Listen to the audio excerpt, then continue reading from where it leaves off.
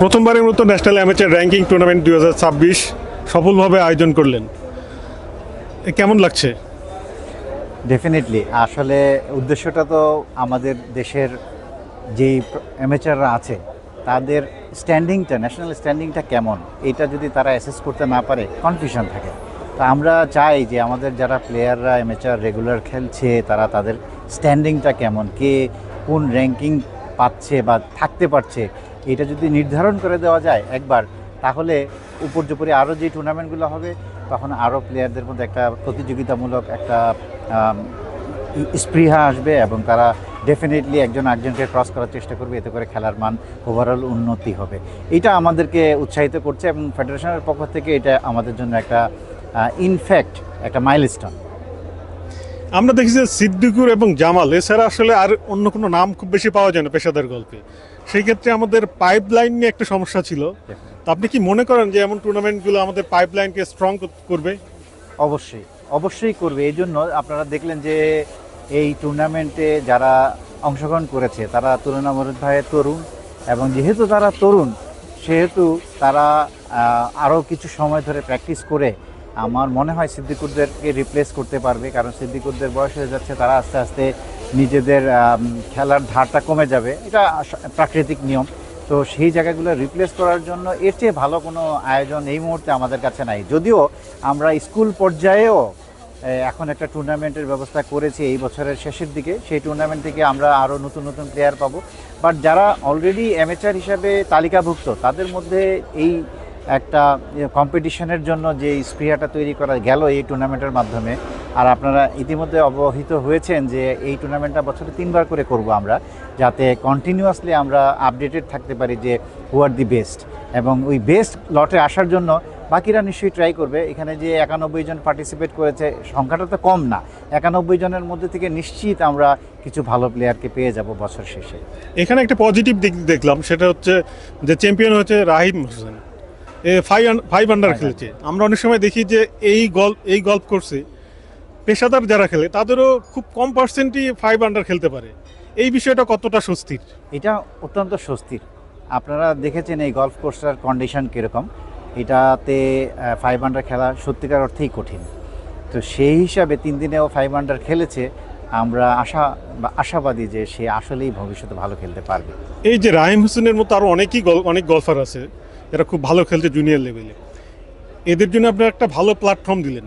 এরপর এদের যে একটা নার্সিংয়ের প্রয়োজন, যে এদের পেশাদার হওয়ার ক্ষেত্রে, সেই ক্ষেত্রে এর পরের জার্নিটা আপনারা কিভাবে কি করবেন?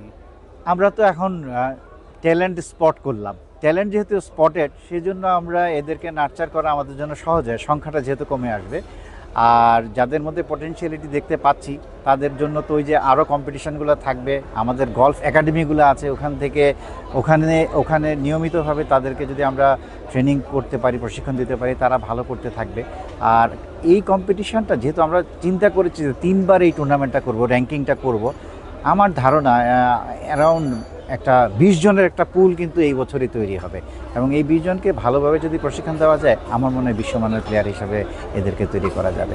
আমরা বলতে পারি যে আপনি গলফ ফেডারেশনের এখন একজন সফল সেক্রেটারি জেনারেল, যেহেতু এরকম চমৎকার একটা টুর্নামেন্ট করলেন। তো পেশাদার এবং অ্যামেচার যে আমাদের যে দূরত্বটা আছে, এই দূরত্বটা মেকআপ করতে আপনারা আর কি প্রোগ্রাম হাতে নিয়েছেন? আসলে নার্চার করতে হয়। এই নার্চার করার জন্য যেহেতু আমার আরও কিছু ইভেন্ট লাগবে, মানে যেই প্লেয়ারগুলো ভালো করছে আমি টের পাচ্ছি যে এরা রাষ্ট্রের মধ্যে, পুরা দেশের মধ্যে ভালো জায়গা তৈরি করে নিচ্ছে, তাদেরকে একটু মেন্টাল প্রশিক্ষণ দিতে হবে, তাদের ভালো কোচের প্রয়োজন হবে। এই ব্যবস্থাগুলো আমরা করে ফেলব।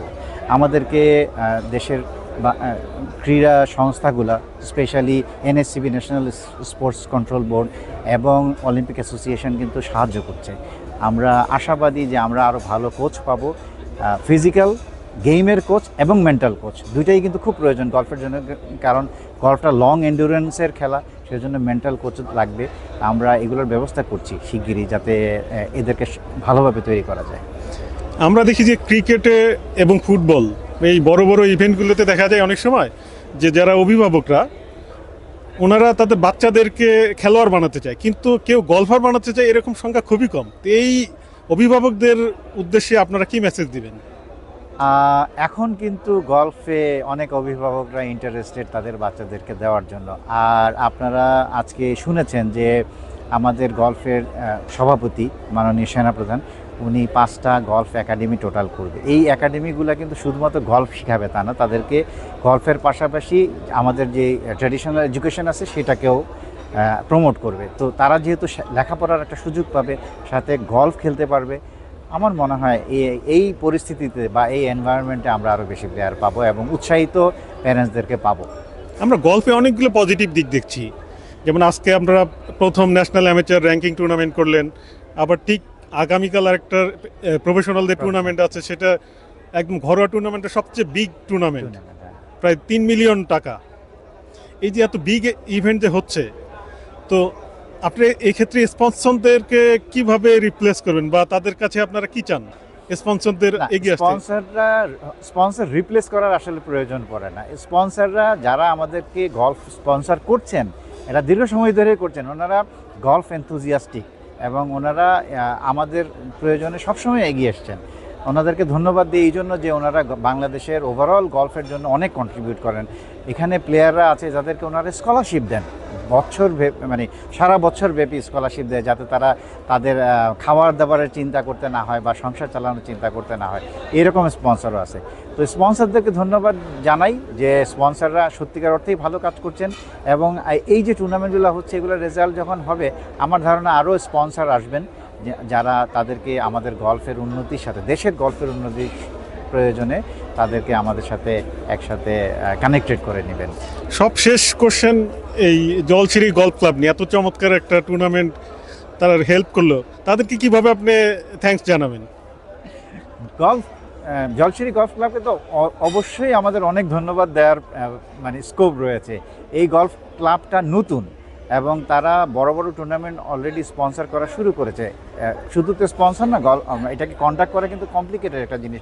3 দিন 4 দিন 5 দিনের টুর্নামেন্ট তারা করে এবং এটার সমস্ত গ্রাউন্ডসম্যান প্রত্যেকটা মানুষকে কিন্তু পরিশ্রম করতে হয়। তো সেই জন্য গলফ ফেডারেশনের পক্ষ থেকে সামগ্রিকভাবে আমি তাদেরকে ধন্যবাদ জানাই, প্রত্যেকটা মানুষকে, একদম এইটার টপ বস থেকে একদম নিচের গ্রাউন্ডসম্যান যারা কাজ করে তাদেরকে সকলকে ধন্যবাদ জানাতে চাই। তাদের ঐকান্তিক প্রচেষ্টা না থাকলে এরকম টুর্নামেন্ট সফল করা যায় না। অবশ্যই আমরা আমাদের অন্তরের অন্তঃস্থল থেকে তাদেরকে ধন্যবাদ জানাই এবং আমরা এই জলছিরি গলফ ক্লাবের আরও উন্নতি কামনা করি।